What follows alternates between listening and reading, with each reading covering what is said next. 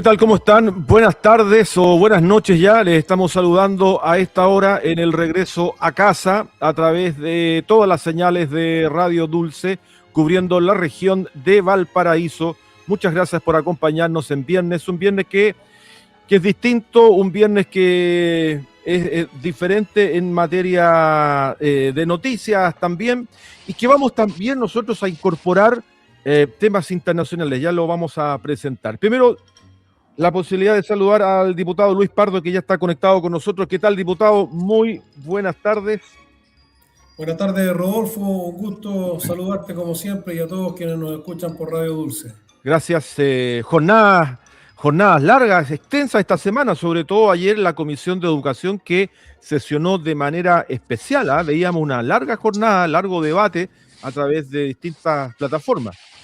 Sí, ayer tuvimos la sesión para el total despacho de la ley de escuelas protegidas, Así que es es. una ley que va a ayudar y a colaborar en lo que es la prevención y el combate, digamos, de la violencia que se está viviendo desgraciadamente hoy día en muchos establecimientos educacionales.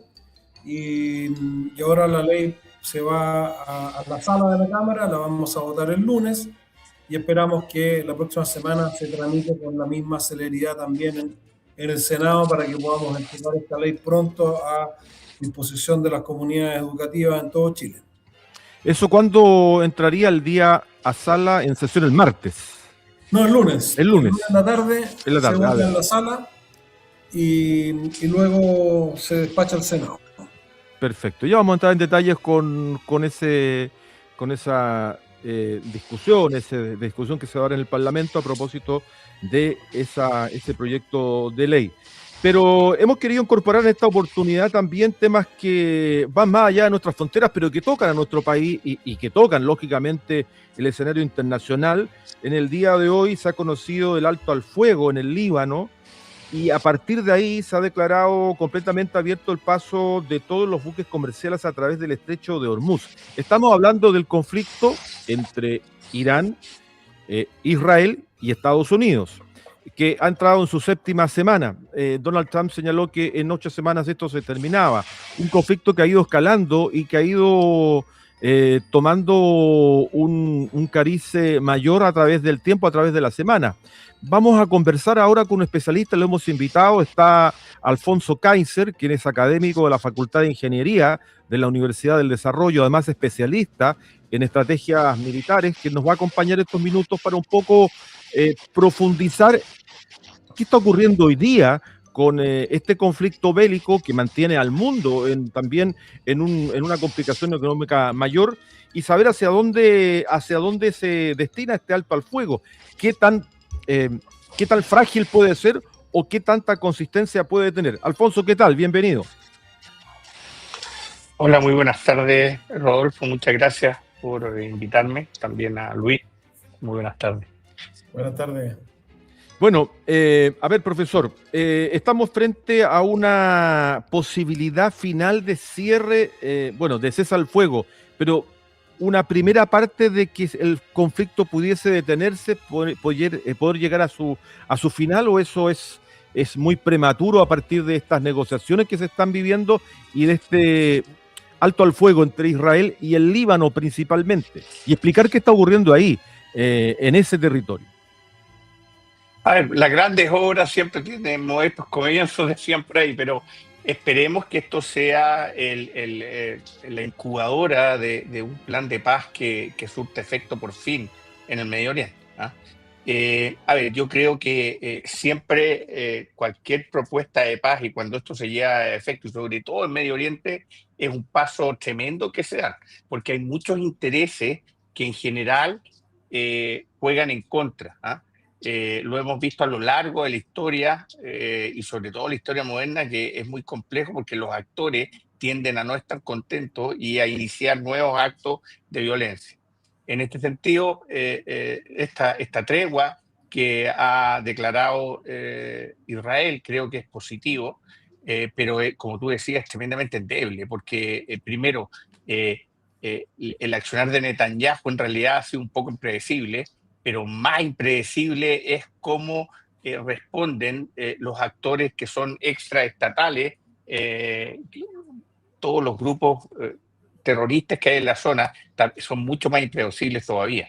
Entonces, cualquier acción que nos lleve a la paz, yo creo que es un avance tremendo. Ahora, en el caso de Israel, entendamos lo que está ocurriendo allí. Fundamentalmente, Israel sobre el Líbano, ¿qué ocurre con el sur del Líbano, territorios que están siendo ocupados, que Israel ha señalado que no los va a abandonar, pero quien maneja ese territorio es un grupo terrorista, pero que también es político, que es Hezbollah?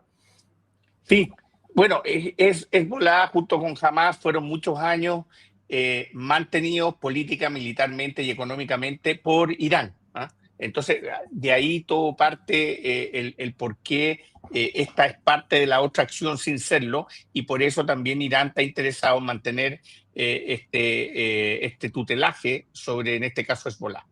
Hay un actor, ese es un actor no gubernamental, pero el actor gubernamental es el Líbano y no tiene poder real sobre su territorio, porque su territorio básicamente está controlado y administrado por este grupo terrorista. Que es lo que, desde el punto de vista militar, hace mucho tiempo ya, lo que había propuesto Israel es mantener una sola de, digámoslo, para que lo entiendan los auditores, un colchón. ¿Ah?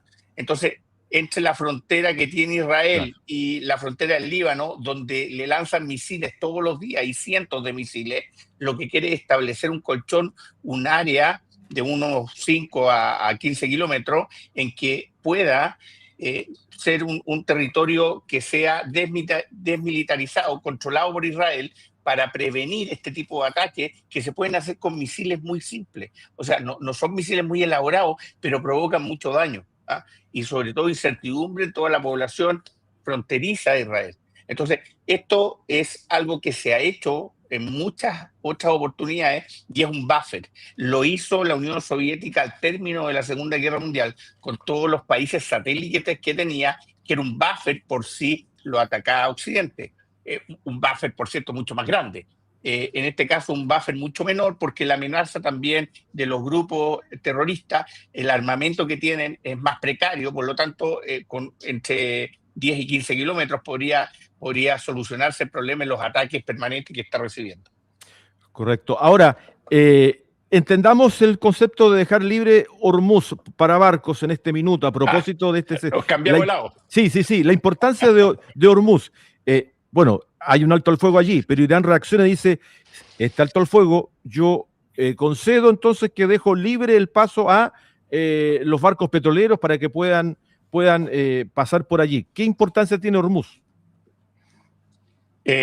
Por Hormuz transita el 20% del petróleo mundial. Entonces, si perdemos Hormuz, hoy día el planeta está acostumbrado a gastar 100, por decirte algo. Y si drásticamente se reduce el 20%, como pasó ahora, ¿qué es lo que pasa con el precio de ese bien, que es el petróleo? Aumenta. Y eso es lo que nos tiene a todos medios liquidados, porque no es llegar y bajar el consumo de petróleo en el mundo un 20% en un par de semanas. Y ese es lo problemático. Y lo más problemático de todo es que esto no se va a solucionar si liberamos el estrecho hoy día. La insuficiencia que han tenido las refinadoras, el almacenaje de petróleo, no nos va a dar para inmediatamente mejorar el precio o restituir esa carencia de petróleo que tenemos. Correcto. Luis Pardo, ¿alguna mirada con respecto a esto, sobre este anuncio de cese al fuego, de la posibilidad de vincularse a una paz definitiva en ese territorio? Bueno, como dice el profesor, es muy inestable, muy precario este acuerdo, porque tenemos los tres potencias beligerantes están regidas por personalidades muy especiales. Tenemos Netanyahu, que es un líder muy duro en Israel.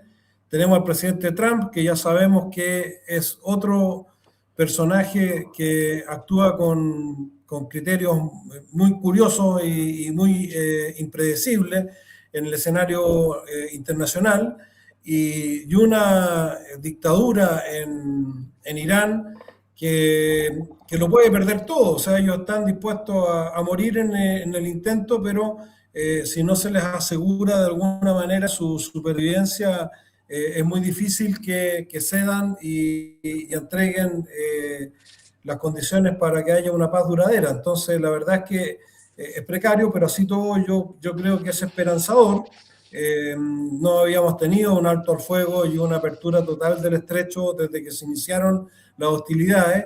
Y si esto logra mantenerse, vamos a tener un alivio relativo, por lo menos en lo que es el precio del petróleo, que a nosotros nos complica tanto como país por ser un país que importa prácticamente el 100% del petróleo que consume. Así que ojalá esto se prolongue en el tiempo y podamos ver a través de este pequeño aliento que se ve con este alto al fuego, una esperanza de que el conflicto pueda terminar. A nadie le conviene mantener el conflicto y por lo tanto hay también una posibilidad razonable de que esta tregua o este alto al fuego se consolide, y eso es lo que todos quisiéramos y esperamos.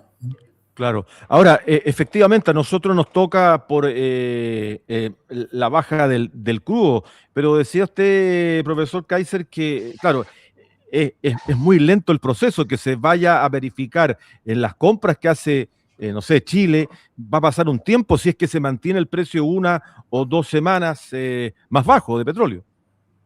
Sí, lo que pasa es que el que marca el precio, nosotros no recibimos prácticamente petróleo del Medio Oriente y es una realidad, Eso pero es verdad. nosotros obedecemos al mercado internacional.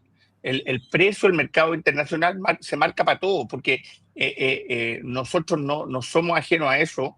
Entonces, desde el punto de vista de la oferta y de la demanda, esto no se va a solucionar mañana. Si logramos despejar el estrecho de Hormuz como está ahora, sin ningún problema más, esto van a ser semanas y hasta meses en que se regularice el precio anterior al petróleo. Claro. Es importante, Rodolfo, lo que explica el profesor, porque a mí mucha gente me pregunta, porque hubo un comentario de un comentarista que generalmente es muy bien informado, pero que, claro, hizo alusión a que nosotros no importábamos desde el Medio Oriente y por lo tanto no nos debiera golpear, pero el precio del petróleo sube para todos los países. Y los países que, Argentina, por ejemplo, que es productor de petróleo y que lo tenemos al lado, si sube el precio del petróleo en el mundo, obviamente que lo sube para todo su internacional, muy sensible, como lo mismo pasa con el cobre. Cuando sube el cobre, Chile se beneficia, pero el cobre sube en todas partes, no solamente en algunos continentes. Y el precio del petróleo pasa lo mismo, por eso es que es importante eso también tenerlo presente para entender lo que estamos viviendo. Correcto. Exactamente. Ahí lo que hay que tener en cuenta es que aunque se produzca el petróleo en Sudamérica, que nosotros le compramos a Argentina, aunque se refine en cualquier parte del mundo, puede ser en Chile, puede ser en otros países, pero si es que el petróleo está más caro afuera, en cualquier otra parte, Argentina, si nosotros le pagamos menos, ¿qué va a pasar? Otro va a levantar la mano y decir, yo te pago más, Claro. Y se va a ir para allá, digamos. Claro. O sea, es lógico, todos vamos a hacer eso en cualquier minuto, lo que hacemos con nuestro cobre. Si el cobre está bajo en Zimbabue, está alto en Zimbabue, nosotros levantamos la mano, lo que era Zimbabue ya no existe, pero eso se me cayó el carnet. Pero vamos a levantar la mano y decir, nosotros te vendemos al mismo precio acá. Claro. Y así se mueven los mercados internacionales. O sea, no hay una diferenciación por área ni por zona geográfica. Ahora, sí, ahora volviendo al tema de la relación que muy bien nombraba Luis, Netanyahu por un lado, Donald Trump por otro. Trump ha dicho que él pidió el alto al fuego en el Líbano, que él prácticamente ordenó. Y ahí hay toda una trama de relación y de exigencias que uno no queda claro. El tema comunicacional también, a propósito de lo que hacemos acá, es muy importante, Alfonso.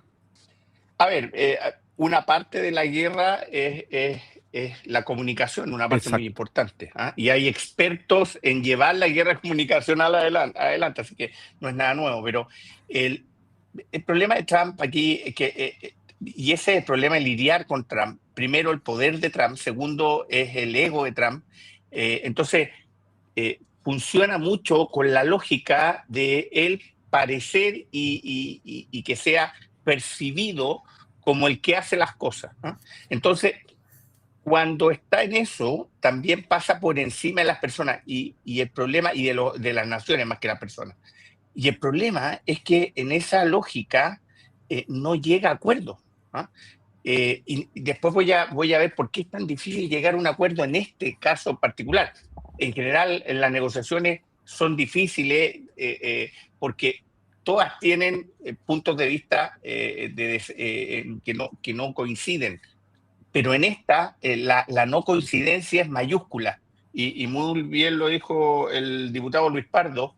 Aquí lo que se está jugando por parte de Irán, que es una dictadura teocrática, es la subsistencia de su sistema político. O sea, lo que quiere, ¿cuál es el objetivo político? ¿Por qué se inició la guerra finalmente? No es porque los militares norteamericanos quieran ir a pegarle a Irán. No es por eso. Uno de los objetivos políticos, dentro de otros más que tiene, es sacar esta dictadura teocrática de Irán. Y lo mismo Israel, porque es el foco de todas las acciones violentas y todo este desequilibrio que hay, que uno ve mucha incertidumbre, mucha violencia, por el apoyo precisamente a los grupos terroristas. Que Irán es el que hace bullying en el barrio, se lleva mal con los países árabes, se lleva mal con Israel, se lleva mal con todo el mundo. Entonces, y además tiene prometido, el odio prometido a todo lo que no sea musulmán de su tendencia, incluido nosotros, todos nosotros los que somos cristianos, obviamente. Entonces, cuando uno ve ese objetivo político, es sacar a esta cúpula teocrática, y el de la otra parte es mantenerse a toda costa, uno se da cuenta que los puntos de acuerdo son cero. O sea, Claro. no hay posibilidad de que se cumpla el objetivo político de dos de las partes y del tercero. Es distinto cuando tú estás por un territorio o estás por una idea que puedes llegar a un punto más o menos en que todas las partes se sientan ganadoras de alguna manera. Pero en esta es un juego de suma cero. O sea, si gana una parte, la otra va a perder. Ahora, Entonces no te da para negociar. a esta altura, Irán ha sido atacado, ha sido disminuido desde el punto de vista de sus armas, pero mantiene todavía potencialmente uranio enriquecido, que es algo que también ha señalado Trump que debiera entregar. O sea, todavía hay una amenaza nuclear de desarrollo de tecnología nuclear que está pendiente, que también era el objetivo, obviamente, del ataque inicial. Bueno, ese es por qué se pretende destituir esta dictadura teocrática, porque ha insistido en el tiempo siempre en tener un poder nuclear y bajo la lógica de ello es genuino utilizar las armas nucleares contra el enemigo, ya sea Israel o los occidentales. ¿Ah? Entonces, ese es el peligro. El peligro es una nueva Corea del Norte. O sea, otra dictadura que no tiene cortapiso dentro del mismo país, con armas nucleares, que es capaz de hacer cualquier cosa. Entonces, por eso están sacando esa dictadura y no por otra cosa. No es porque no me caiga bien o es la religión que no me gusta, no. Es porque ellos insisten en tener poder nuclear y todos estimamos, todos los que sabemos algo, que son capaces de usarla por sus ideas teocráticas. ¿Okay? Y como no tiene contrapeso. Exactamente, son fanáticos religiosos. Entonces, más allá de cuál es la religión que puedo yo respetar, pero esa en particular nos tiene jurado la revancha a todos los que somos cristianos, a todos los que no profesan su parte del Islam y a Israel sobre todo. Entonces, basta un arma nuclear que se lance y uno no sabe cómo vamos a terminar como humanidad. Entonces, ahora, ahí el peligro, y por eso hay que sacarla de acuerdo a Israel, de acuerdo a Estados Unidos y de acuerdo a mi punto de vista también. ¿Musulmanes chiitas son los iraníes? Sí, porque hay dos, hay quizás sunita y chiita, claro. son dos tendencias religiosas distintas y que tienen además concepciones distintas en este tema. Exactamente. Y de hecho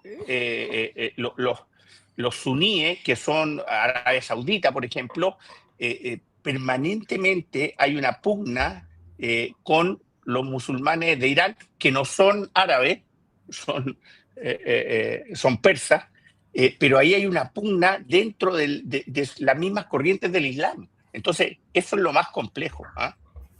Exactamente, algo que aparece tan lejano hacia a nosotros, entendiendo cultural y religiosamente, pero que tiene hoy día al mundo desde esa perspectiva complejo. Bueno, lo vivimos antes también, con la caída de las Torres Gemelas, con Osama Bin Laden, con lo que ocurría desde Afganistán hacia acá también. Por lo tanto, es una guerra cultural que no es nueva, en la perspectiva histórica, de donde Estados Unidos se ha visto afectado en más de una oportunidad.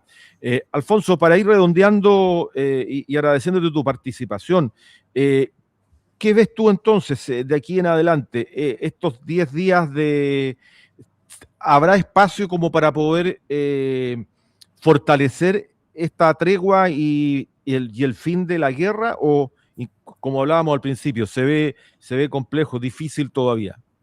A ver, yo creo que si se mantiene la cúpula, el actual régimen iraní lo veo ¿Ya? muy difícil, porque si logran tener algún grado de negociación hoy, mañana ya vamos a estar en la misma, vamos a estar en que van a estar de nuevo enriqueciendo uranio, que no se justifica el enriquecimiento de uranio para el uso pacífico, en todo caso. De nuevo van a estar construyendo misiles con capacidad de portar armas nucleares. Entonces, Israel se va a volver a sentir atacada y vamos a volver a lo mismo.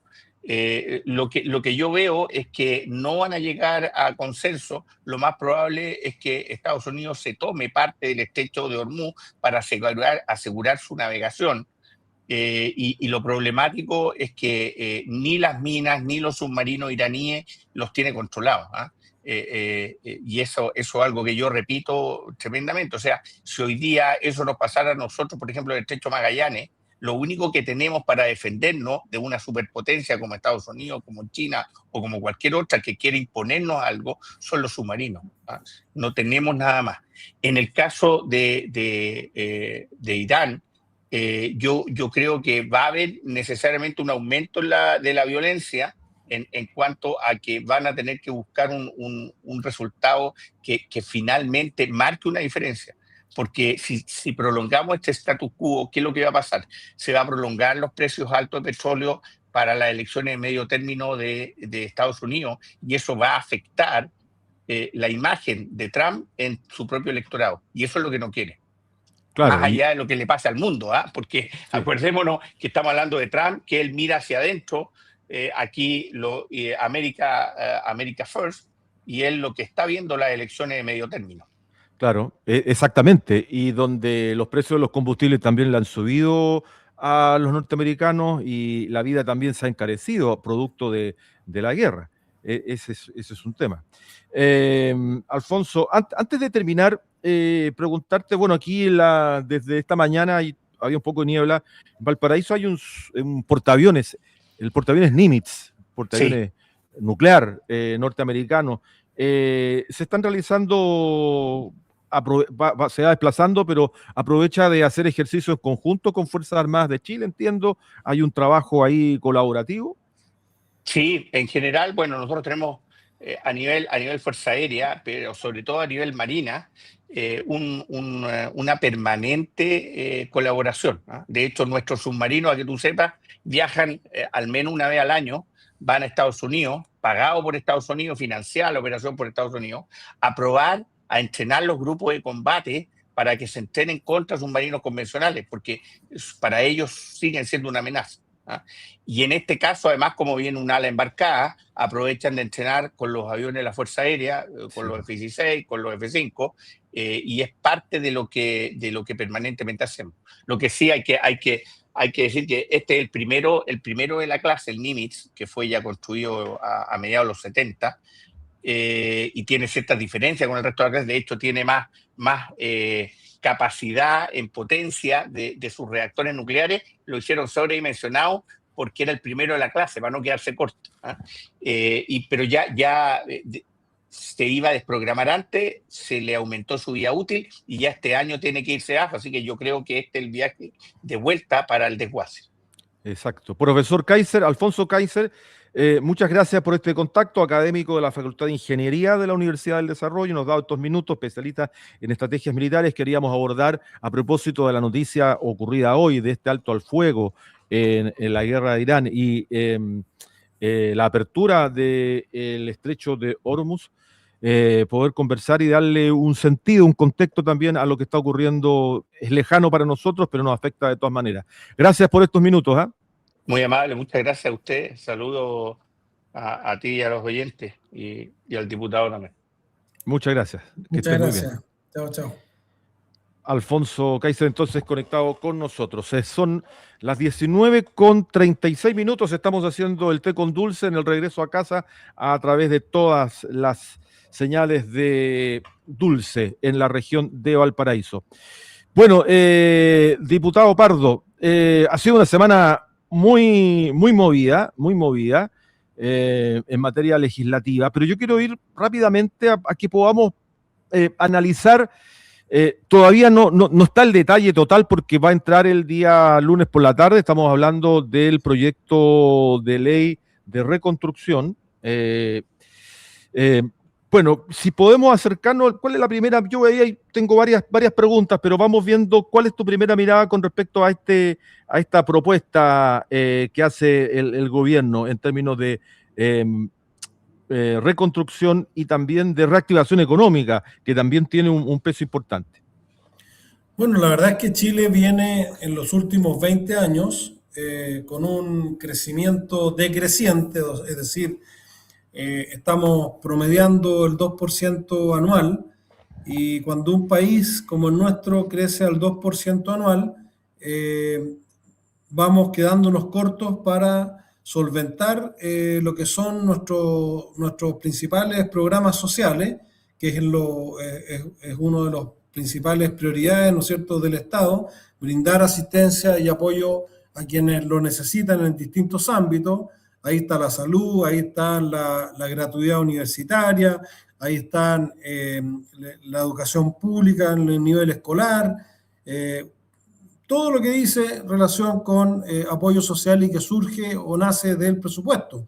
Y ese presupuesto, como digo, no ha crecido, por el contrario, se ha venido achicando, porque el país viene cayendo en su crecimiento.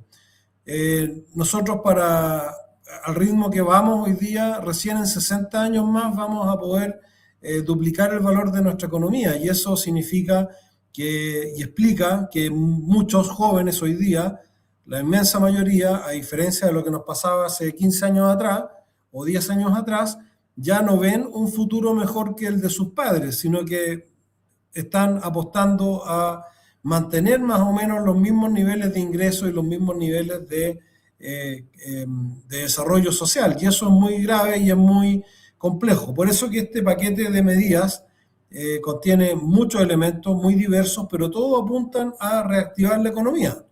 Y ahí hay, por lo tanto, medidas tributarias como la rebaja de los impuestos corporativos, que lo podemos analizar, por supuesto, en el programa.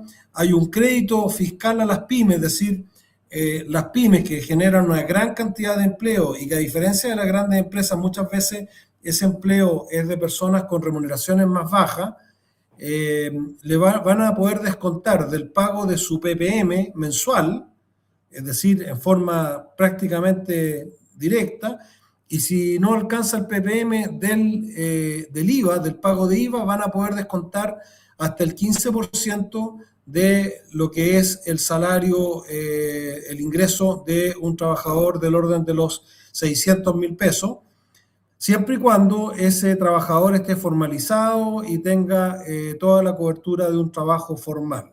Entonces, es un crédito que va a permitirle, sobre todo a la pequeña y mediana empresa, mantener trabajos que hoy día les está costando mantener, e incluso aumentar, porque van a poder contratar nuevos trabajadores y recibir este beneficio. El paquete también contiene un incentivo potente a la construcción que además la necesitamos para satisfacer el déficit habitacional, pero la construcción tiene además la gracia que Cuando se activa la construcción, se activa inmediatamente el empleo. Y el paquete contiene varias medidas como eximir de IVA a un conjunto de viviendas. Hoy día hay más de 100.000 viviendas en stock que no se han podido vender. Eximir también de algunos trámites de permisología. En nuestro distrito y en esta radio que se escucha tanto en La Ligua hay ejemplos concretos, ¿no es cierto?, de cómo se han detenido proyectos habitacionales de viviendas sociales por temas medioambientales. Entonces viene un conjunto de medidas que reactivan la construcción. Ahí se piensa que se pueden contratar alrededor de 250.000 trabajadores gracias a ese programa, ¿no es cierto?, que reactiva la construcción. Y también trae varias medidas que disminuyen los tiempos de espera de los proyectos de inversión para poder producir este cambio de tendencia. Reitero, hace 20 años que Chile no crece, hace 20 años, o que se mantiene en un promedio de crecimiento muy bajo, 20 años que venimos subiendo además los impuestos y nos pasamos de largo porque hoy día quedamos por encima del promedio internacional. Eso se traduce en que muchas empresas, sobre todo en el mundo de la minería y en el mundo de las grandes inversiones, se están yendo a invertir a otros destinos más competitivos tributariamente. Entonces, reitero, son conjuntos de medidas, las podemos analizar, Rodolfo, que buscan reactivar la economía y producir este cambio en la caída de la inversión y del empleo que viene afectándonos durante tantos años. Es un proyecto muy amplio, que uno que va a ser un gran paquete que va a entrar, ¿cierto?, como para discusión parlamentaria. Pero el corazón del proyecto está en las medidas tributarias, en un cambio tributario, en una rebaja tributaria, primero para las grandes empresas. Eso está así señalado, ¿cierto? De un 27%. Si bien es cierto, es gradual, pero es de un 27 a un 23%. La invariabilidad tributaria, que yo creo que ahí está lo más importante, que es un tema y del cual ya hay una discusión también importante parlamentaria, y la reintegración del sistema. Pero la oposición ha señalado desde ya de que, entendiendo esto, donde hay una rebaja tributaria, donde va a haber una menos recaudación para el fisco finalmente, no hay compensaciones, no están anotadas las compensaciones, o no conocemos las compensaciones que debiese tener un proyecto de esta magnitud.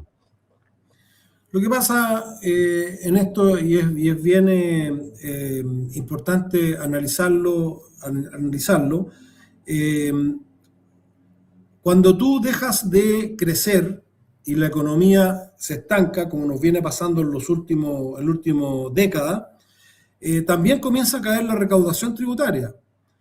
Y una de las razones por las cuales cae la recaudación tributaria es porque tú subes tanto los impuestos que las empresas dejan de invertir. Y al dejar de invertir, porque si vas a invertir y la plata se la va a llevar el fisco, dejas de invertir y por lo tanto dejas además de generar empleo. Y eso está demostrado que nos ha pasado en Chile.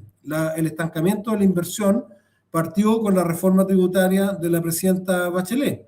Y si uno mira los números, son indesmentibles. Desde esa reforma tributaria, la inversión cayó por debajo de los niveles históricos y desde entonces que viene además cayendo el empleo formal y que viene viviéndose toda esta etapa de estancamiento que estamos viviendo. Entonces, cuando se habla de rebajar el impuesto corporativo, que efectivamente le pega más fuerte a las grandes empresas, eso no significa que tú estás beneficiando a los ricos, como dice la oposición y levanta ese punto, porque el impuesto que paga un accionista o el impuesto que paga el dueño de una empresa sigue siendo el mismo, es el impuesto a la renta que paga sobre su retiro o sobre sus dividendos.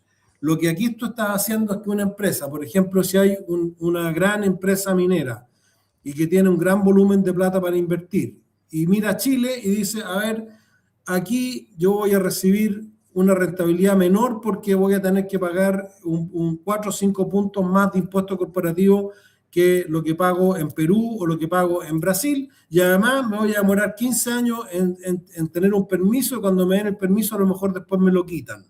Y eso es lo que nos está pasando. Y si no cambiamos eso, no van a cambiar los números grandes, que son los que mueven la economía. Entonces, yo creo que hay que mirar este proyecto de ley con atención.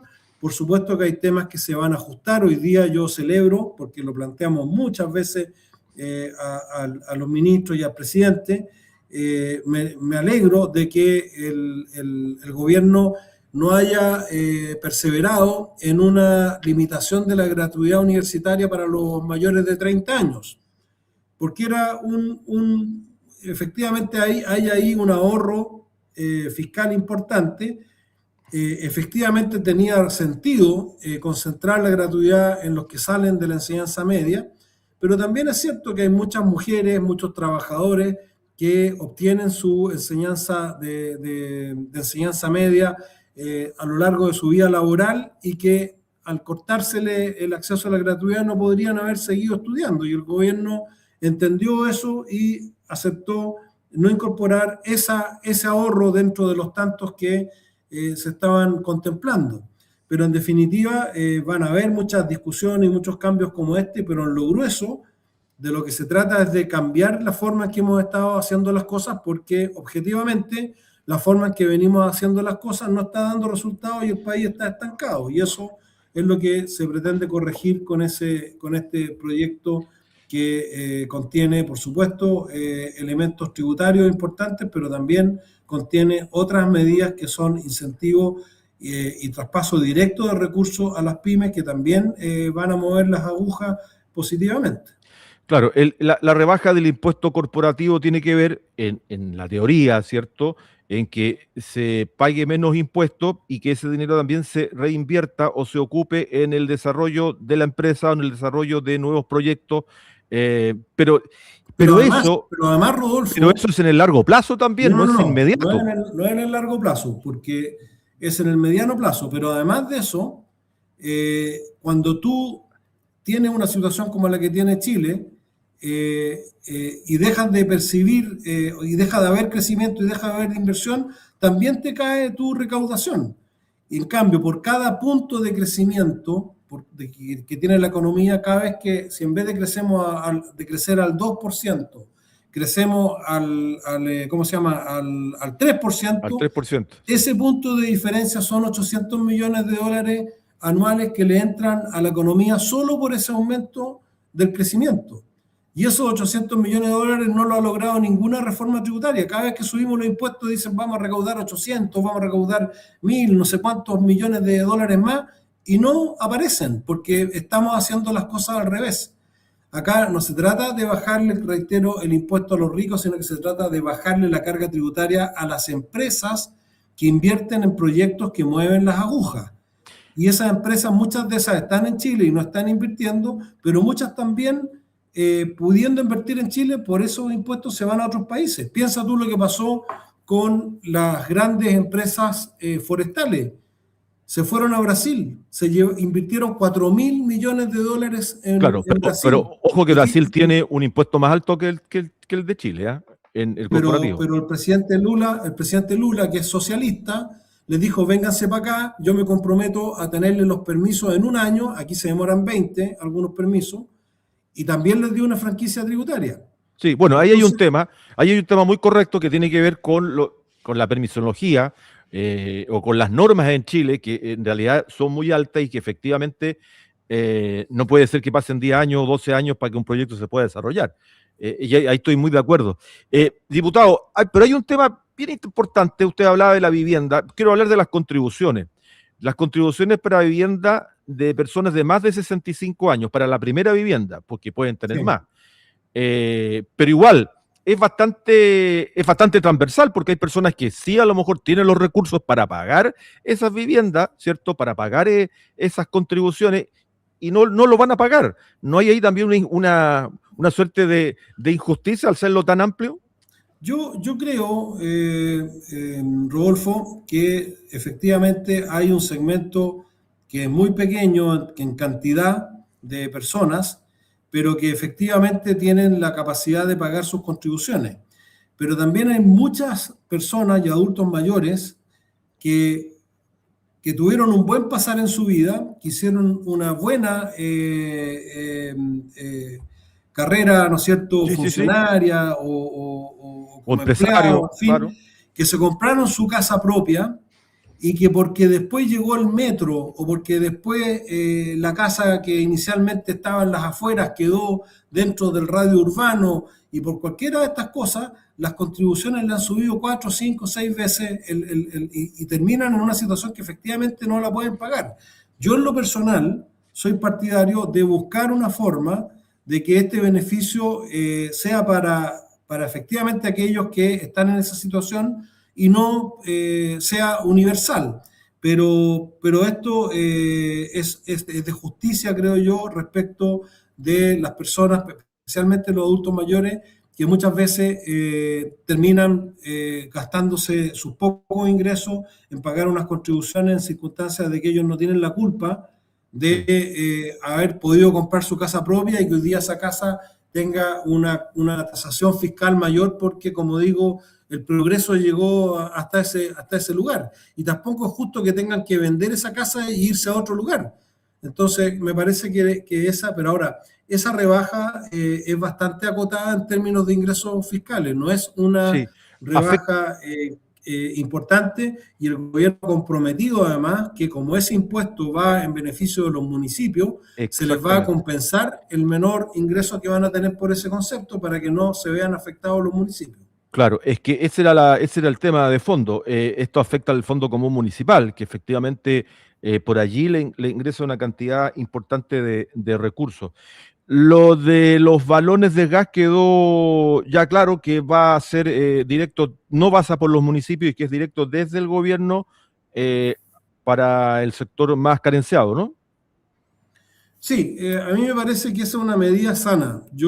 Yo creo que logísticamente era muy complejo hacerlo a través de los municipios, pero además muchas veces en los municipios tenemos criterios políticos y de otro tipo y las cosas se pueden enredar y confundir. A mí me parece saludable que se logre, así como se hizo en tiempo de pandemia, aportes directos a las personas, que si el Estado de Chile tiene la capacidad de hacer esos aportes en forma directa, los haga y que nadie tenga que ir a mirarle la cara a nadie, sino que teniendo el derecho al beneficio lo pueda recibir y que ojalá eso funcione luego, porque efectivamente muchas familias con el alza del combustible lo están pasando mal y esto es una ayuda bastante importante, sobre todo ahora que viene el invierno.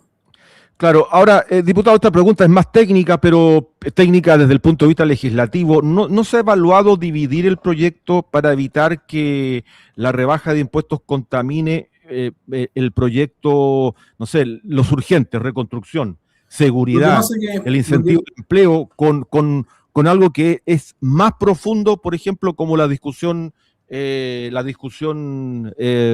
rebaja de impuestos que necesita más tiempo, no vaya a terminar parte de eso en el Tribunal Constitucional?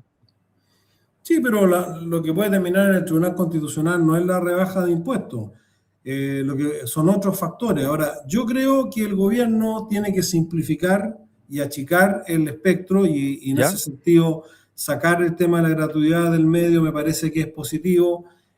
Hay otras medidas que inicialmente habían pensado y que no las van a incorporar, de manera que podamos tramitar el proyecto con la mayor celeridad posible. Pero si tú lo divides y dejas, por ejemplo, el impuesto corporativo aparte, lo más probable es que nunca salga el impuesto corporativo. Y ese impuesto lo dijo el propio ministro Marcelo. O sea, piensa tú, Rodolfo, que en el proyecto de reforma tributaria del gobierno del presidente Boric contemplaban bajar el impuesto corporativo porque todos los informes de todos los entendidos dicen que ese impuesto al quedar por sobre el promedio internacional está afectando nuestra competitividad. Pero con El compensaciones, tema es pero ahí había, cómo sí, claro, compensas eso y compensaciones, ya claro. hay compensaciones que se han aplicado, por ejemplo, para financiar ¿cómo se llama? El precio del queroseno parafina, para dejarlo a los niveles del verano, para que no impacte en la familia de menores ingresos, que son las que más utilizan ese combustible. Se sacó o se eliminó el crédito contra el impuesto específico que tenían las forestales y las mineras, que son todas grandes empresas. y de ahí se financió esa ayuda. Se está haciendo una repatriación de capitales que también va a ser un ingreso que se estima en $300 millones, pero que está asociado a que esa plata vuelva a Chile y se invierta en construcción de viviendas DFL2, de manera que, a diferencia de las repatriaciones que se hicieron con la reforma tributaria de la presidenta Bachelet, en que tú podías traer tu plata y, entre comillas, blanquearla, pagando menos impuestos, acá vas a poder blanquearla y pagar menos impuestos, pero siempre que la inviertas en la construcción, de manera que generemos ese ciclo virtuoso de aumentar la construcción y, por lo tanto, aumentar el empleo y comenzar a hacer frente al déficit habitacional. Entonces, hay varias medidas de ese tipo que van a permitir allegar recursos que se van a inicialmente dejar de percibir por la baja del impuesto, pero paralelamente van a llegar muchas más empresas a pagar impuestos, porque Chile tiene, por ejemplo, en el tema del cobre, tiene una ventaja que no la estamos explotando, porque Codelco está produciendo mucho menos que el promedio de las empresas privadas, y las empresas privadas están las que estaban nomás, y no han llegado nuevos proyectos porque tenemos que bajar ese impuesto, y eso hay, reitero, un consenso bastante transversal. Entonces yo creo que, en definitiva, se puede tramitar esto en conjunto en la medida que se vayan puliendo y corrigiendo algunos temas, como se corrigió ya el de la gratuidad universitaria, y de esa manera podamos tramitar algo que efectivamente mueva las agujas y los chilenos podamos ver un cambio radical en nuestras expectativas a partir de lo que esto representa.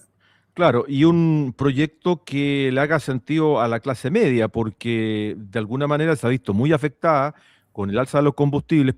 Por otro lado, el tema de la inflación que va a venir, que se va a hacer más firme en los próximos meses, con el aumento del costo de la vida, y en donde la clase media y los sectores más carenciados están pagando las consecuencias, porque los sueldos no suben al mismo nivel de que el costo de la vida. Si ese es un problema fundamental.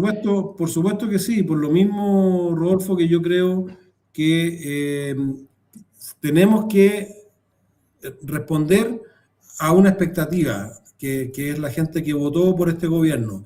Esa gente que votó por este gobierno tiene una expectativa que está pendiente.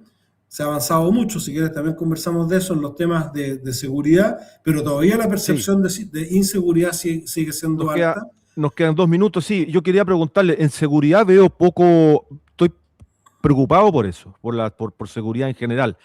No sé si las próximas semanas se están preparando, que no haya ido la ministra Steiner a la Comisión de Hacienda. Yo vi el momento en que comenzaba la discusión y estaba el ministro solamente García Rominó, no estaban los encargados principales. Entiendo que ahí hubo una descoordinación que no fue, que fue fortuito, pero en el entender de que, porque se estaba discutiendo el presupuesto de Carabineros, se estaba discutiendo un tema importante. Creo que hay que apurar el tranco con seguridad, que es algo que a la gente le hace mucho sentido. De todas maneras, y por lo mismo, la próxima semana lo podemos tratar, pero yo he estado muy pendiente también de eso, y efectivamente yo tengo la impresión de que la percepción ciudadana no ha bajado, pero hay que decir, llevamos 30 días de este gobierno, ya se inició un conjunto de medidas que estaban, digamos, en el programa de gobierno, como el cierre de la frontera norte, y se está trabajando en estrategias de combate al crimen organizado que van a empezar a dar fruto muy luego, por lo que yo he podido pesquisar, y que espero que así sea. Pero son, como te decía, los dos grandes temas en los cuales el gobierno tiene que responder. Tenemos que responder respecto de controlar y mejorar la situación de inseguridad que aflige a los chilenos, y tenemos que responder en volver a crecer económicamente, de manera que podamos tener un futuro mejor que ofrecerle a nuestros hijos y que podamos disfrutar de ese mejor condición económica lo antes posible, porque hay mucha gente que ya lleva mucho tiempo esperando. Y por eso creo que hay que poner sobre la mesa y debatir con franqueza cada uno de los puntos de este programa económico, para que podamos convencer efectivamente a la ciudadanía de que esto es un intento que vale la pena hacerlo para el mejor futuro de todos nosotros. Claro, y para terminar, entonces la Comisión de Educación de la Cámara aprobó en general el proyecto de escuelas protegidas, A propósito de seguridad, que ahí hay un tema, una mirada que dice también esto es más profundo, tiene que tratarse también de lo que ocurre fuera de los hogares y tiene que ver con la seguridad más allá de los planteles. Esto ingresa el día lunes en la tarde entonces a muy discusión inmediata. Sí, es muy importante lo que tú dices, Rodolfo, porque nadie ha ofrecido que este proyecto va a solucionar el problema de la inseguridad o de la violencia que estamos viendo en los colegios y en las escuelas y en los establecimientos educacionales, porque eso es una violencia que tiene raíces muy profundas que hay que combatir también en paralelo a través de una mejor convivencia escolar, a través de devolverle la autoridad y el respeto a los profesores y a los directores, sacarle la burocracia en la cual están inmersos, comprometer de mejor manera a los padres. Es toda una tarea, pero no podemos tampoco seguir sin entregar herramientas para evitar estos hechos y por eso las herramientas que ofrece este proyecto de ley, con mucho resguardo y con mucho cuidado también, son un avance y por eso que yo espero que se apruebe en la sala el próximo lunes y que siga trámite en el Senado lo antes posible. Perfecto. El diputado Luis Pardo conversando con nosotros en esta parte final del Té con Dulce. ¿Agenda para el fin de semana, diputado? ¿Alguna actividad o alguna invitación o va a descansar? No, tenemos hartas actividades los fines de semana, hay muchas actividades en juntas de vecinos y en organizaciones que nos permiten, por lo menos el fin de semana, estar en contacto con la ciudadanía. La semana legislativa ha sido muy intensa. Yo generalmente los jueves y viernes los dedico al terreno, pero hoy día viernes me vine a Santiago porque tuve varias reuniones con ministros para gestionar cosas para la región y mañana seguimos, por supuesto, con la agenda habitual. Perfecto. Diputado Luis Pardo, muchas gracias. Buen fin de semana. Nos encontramos la próxima semana acá y que tengan una semana legislativa. Estaremos muy atentos a lo que vaya ocurriendo porque en el Parlamento también va a haber mucha información, mucha noticia y mucho trabajo. Que esté muy bien, ¿eh? Muchas gracias. Igualmente, Rodolfo, muchas gracias a ti y a la Radio Dulce y a quienes nos escucharon. Sí, pues toda la red de Dulce unida a esta hora de la noche ya, 20 horas con 2 minutos. Comenzamos a dejar el programa. A ustedes desearles un muy buen fin de semana a todos los oyentes y nosotros vamos a regresar el día lunes para Marga Marga, para el 103.3 con nuestro programa habitual y lógicamente toda la cadena, tanto Quillota como La Ligua, o sea, la provincia de Petorca, la provincia de La Ligua también con sus programas autónomos. Gracias, buenas noches para todos, buen fin de semana. Gracias Ángel por la puesta al aire.